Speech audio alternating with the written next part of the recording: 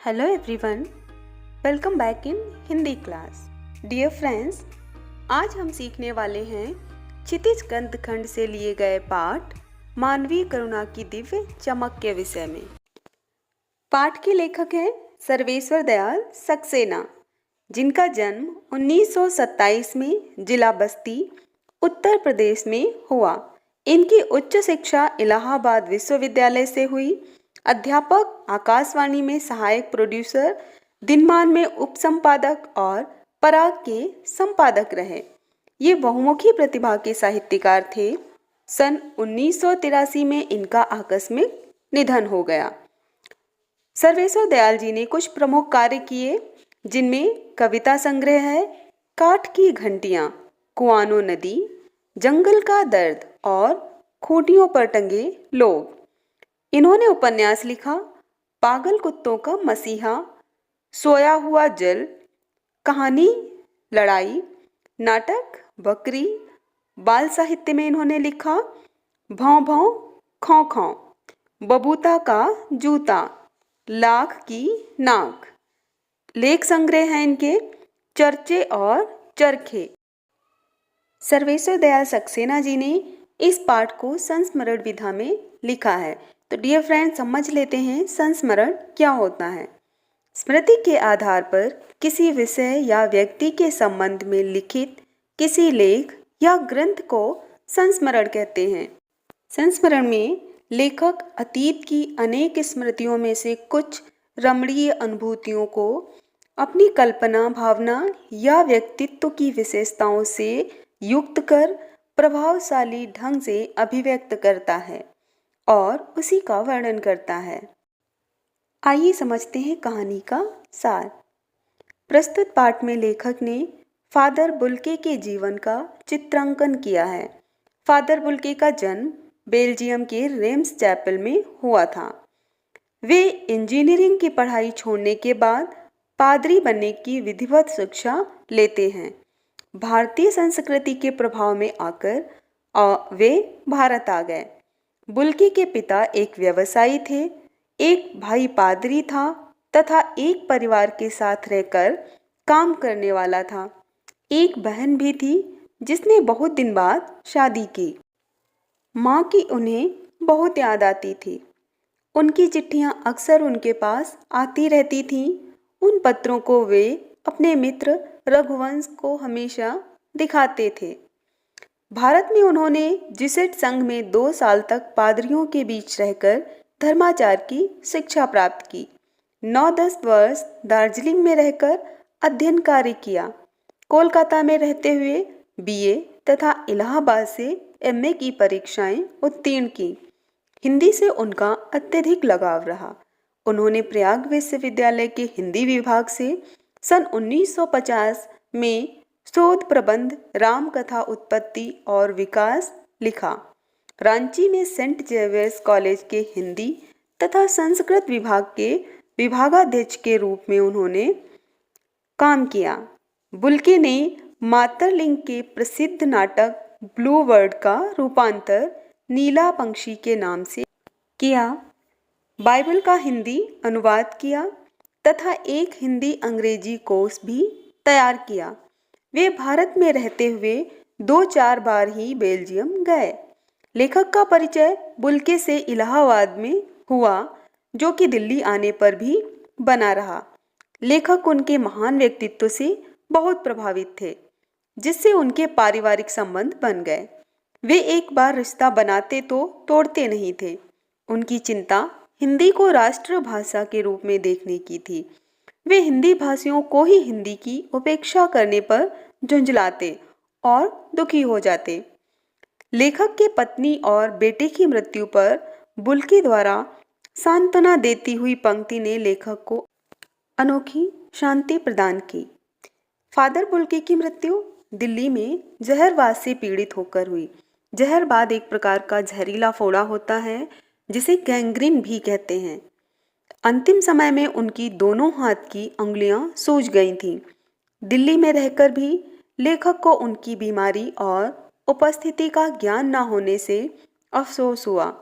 18 अगस्त 1982 की सुबह 10 बजे कश्मीरी गेट निकलसन कब्रबाह में उनका ताबूत एक नीली गाड़ी से रघुवंश जी के बेटे परिजन राजेश्वर सिंह और कुछ पादरियों ने उतारा और अंतिम छोर पर पेड़ों की घनी छाया से ढके कब्र तक ले जाया गया। फादर की अंतिम यात्रा में अनेक लोग उपस्थित थे, जैसे जैनेन्द्र कुमार, विजेंद्र स्नातक, अजित कुमार, डॉक्टर निर्मला जैन, इलाहाबाद के प्रसिद्ध डॉक्टर सत्यप्रकाश, डॉक्टर रघुवंश मसीही और समुदाय के लोग और पादरीगण। फादर बुल्के के मृत शरीर को कब्र पर लिटाने के बाद रांची के फादर पास्कल तोयना ने मसीही विधि से अंतिम संस्कार किया और सबने श्रद्धांजलि अर्पित की। लेखक के अनुसार फादर ने सभी को जीवन भर अमृत पिलाया, फिर भी ईश्वर ने उन्हें जहरबाद द्वारा मृत्यु देकर अन्याय किया। लेखक फादर को ऐसे सघन वृक्ष की उपमा देता है जो अपनी घनी छाया, फल फूल और गंध में सबका होने के बाद भी अलग और श्रेष्ठ था। कहानी के प्रमुख पात्र यदि फादर बुल्के के चरित्र की बात करें तो फादर बुल्के यूरोप के बेल्जियम में रैम्स चैपल शहर से आए थे। रैम्स चैपल एक धर्मगुरुओं पादरियों की जन्मभूमि है, किंतु फादर बुल्के को भारत की संस्कृति और यहाँ के धर्मों ने आकर्षित कर लिया। फादर बुल्के एक निष्काम कर्मयोगी थे। वे लंबे, गोरे, भूरी दाढ़ी व नीली आंखों वाले चुंबकीय आकर्षण से युक्त सन्यासी थे। अपने हर प्रियजन के लिए उनके हृदय में ममता व अपनत्व की अमृतमयी भावना उमड़ती रहती थी। उनके व्यक्तित्व में मानवीय करुणा की दिव्य चमक थी। वे अपने प्रियजनों को आशीषों से भर देते थे। वे भारत को ही अपना देश मानते हुए यहीं की संस्कृति में रच बस गए थे। वे हिंदी के प्रकांड विद्वान थे एवं हिंदी के उत्थान के लिए सदैव तत्पर रहते थे। उन्होंने हिंदी में पीएचडी की उपाधि प्राप्त करने के उपरांत ब्लू वर्ड तथा बाइबल का हिंदी अनुवाद भी किया। फादर बुल्के अपने स्नेही जनों के व्यक्तिगत सुख दुख का सदा ध्यान रखते थे। वे रिश्ते बनाते थे तो तोड़ते नहीं थे। उनके सांत्वना भरे शब्दों से लोगों का हृदय प्रकाशित हो उठता था। अपने व्यक्तित्व की महानता के कारण ही वे सभी की श्रद्धा के पात्र थे। कहा जाता है कि फादर बुल्के एक सन्यासी थे, एक साधु थे। उन्होंने धर्माचार की शिक्षा ली थी, लेकिन कभी भी उन्हें देखकर ऐसा नहीं लगा कि वे साधु हैं, क्योंकि साधु जो है वो लोगों से रिश्ते नहीं बनाते। वे रिश्ते नाते और मोह माया से दूर होते हैं।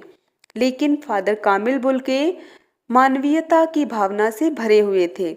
लोगों से उनके रिश्ते आत्मीय होते थे। जब वो लोगों से मिलते थे तो एक अटूट लगाव उनसे जोड़ लेते थे, जो कि एक साधु में नहीं होता है। इसीलिए वे साधु होते हुए भी एक साधारण मनुष्य की तरह व्यवहार करते थे।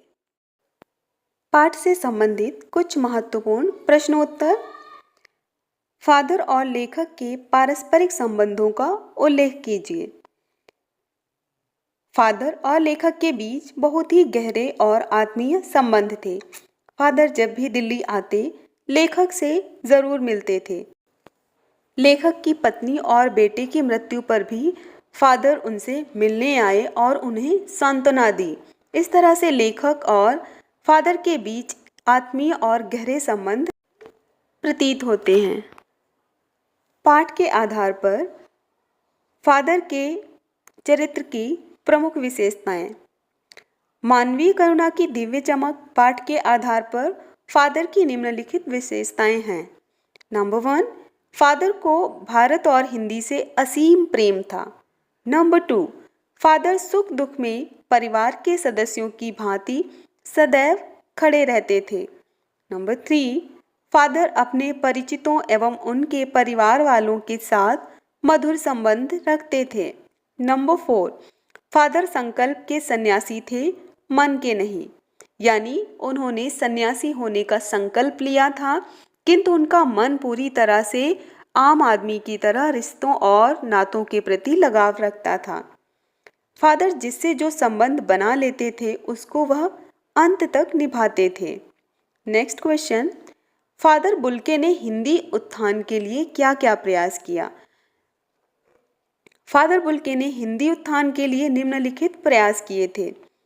हिंदी भाषियों द्वारा हिंदी की उपेक्षा करने पर वे दुख प्रकट करते थे। फादर बुल्के हिंदी को राष्ट्रभाषा के रूप में देखने के लिए चिंतित रहते थे। फादर बुल्के हिंदी को राष्ट्रभाषा बनाने के लिए तरह तरह के आंदोलन करते रहते थे। फादर बुल्के प्रत्येक मंच से हिंदी की दुर्दशा पर चिंता व्यक्त करते थे और लोगों को जागरूक करने का प्रयास किया करते थे। नेक्स्ट क्वेश्चन, परिमल क्या है? परिमल इलाहाबाद की एक साहित्यिक संस्था है जिसमें युवा वर्ग और साहित्य प्रेमी अपने विचार अपनी रचनाओं के माध्यम से एक दूसरे के समक्ष रखते थे। भारत आने के लिए पूछने पर फादर क्या जवाब देते थे? भारत आने के लिए पूछने पर वह बड़ी सरलता से कह देते थे कि प्रभु की इच्छा। वे यह भी बताते थे कि उनकी माँ ने बचपन में ही कह दिया था कि यह लड़का तो अब हाथ से गया। नेक्स्ट क्वेश्चन, कहा गया है फादर को याद करना एक उदास शांत संगीत को सुनने जैसा है। ऐसा क्यों कहा गया है? तो प्रस्तुत पंक्ति का आशय है कि फादर बुल्के का संपूर्ण जीवन शांति और करुणा के भाव में व्यतीत हुआ।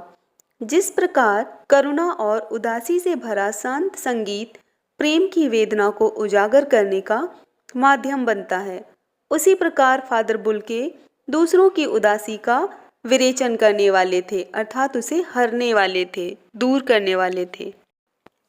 बहुत सुंदर है मेरी जन्मभूमि रेम्स चैपल। इस पंक्ति में फादर बुल्के की अपनी जन्मभूमि के प्रति कौन सी भावनाएं व्यक्त होती हैं? बहुत सुंदर है मेरी जन्मभूमि रेम्स चैपल।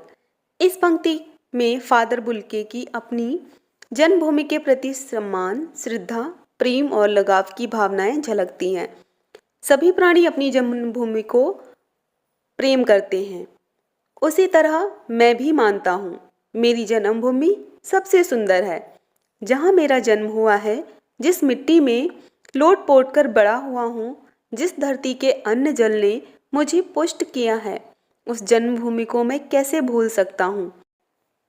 वह तो मुझे सबसे प्यारी है। जननी जन्मभूमिश्च स्वर्गादपि गरीयसी। नेक्स्ट क्वेश्चन, फादर की उपस्थिति देवदार की छाया जैसी क्यों लगती है? यहाँ पर फादर को उनकी उपस्थिति को देवदार वृक्ष से तुलना की गई है। तो जिस प्रकार देवदार का वृक्ष आकार में लंबा चौड़ा और सघन होकर सबको शीतल छाया प्रदान करता है, कई तरह से उपयोगी सिद्ध होता है, ठीक उसी प्रकार फादर बुल्के के सबके साथ घनिष्ठ संबंध बन जाते थे। वह सभागार में मनाए जाने वाले उत्सवों में बड़े भाई और पुरोहित के रूप में आकर आशीर्वाद देते थे। उनके चेहरे और आंखों से वात्सल्य टपकता प्रतीत होता था, इसीलिए उनकी उपस्थिति को देवदार की छाया से तुलना की गई है, या उनकी उपस्थिति को देवदार की छाया के समान बताया गया है। अंत में पाठ का उद्देश्य व संदेश। किस उद्देश्य से लेखक ने पाठ की रचना की थी? तो मानवीय करुणा की दिव्य चमक पाठ का उद्देश्य उस व्यक्ति का चित्रण करना है जो भारतीय न होते हुए भी भारतीय सभ्यता, भाषा और संस्कृति को आत्मसात किए हुए है। इस पाठ का उद्देश्य फादर कामिल बुल्के के भारतीय जीवन का चित्रण करना है। नेक्स्ट क्वेश्चन, नम आँखों को गिनना, स्याही फैलाना है। प्रस्तुत पंक्ति का आशय है कि फादर बुल्के के इस संसार से विदा होने पर एक दो आंखें नहीं बल्कि वहां उमड़ा पूरा जन सैलाब रो रहा था। फादर बुल्के ने तो अनुमान भी नहीं लगाया था कि उनको चाहने वाले इतने ज़्यादा लोग होंगे। पाठ में लेखक ने हमें क्या संदेश दिया है? तो इस पाठ के द्वारा लेखक हमें अपनी संस्कृति और सभ्यता को बनाए रखने का संदेश देता है। अपनी बोलचाल की भाषा में अधिकतर हिंदी भाषा का या अपनी मातृभाषा का प्रयोग हमें करना चाहिए। हमें अपनी मातृभूमि से भी असीम प्यार करना चाहिए, जो कि आज की पीढ़ी में लगातार घटता हुआ दिखाई देता है। तो लेखक ने हमें यही संदेश दिया है कि हमारी मातृभाषा और हमारी जन्मभूमि हमारे लिए सर्वोपरि है। हमें उसके प्रति श्रद्धा, सम्मान और प्रेम रखना चाहिए। डियर फ्रेंड्स, आज का पाठ आशा करती हूँ आपको समझ आया होगा। पाठ से जुड़े हुए सभी महत्वपूर्ण तथ्य स्पष्ट हो गए होंगे। Thank you for being with us. Keep learning, take care, be happy. Thank you, bye bye, have a wonderful day.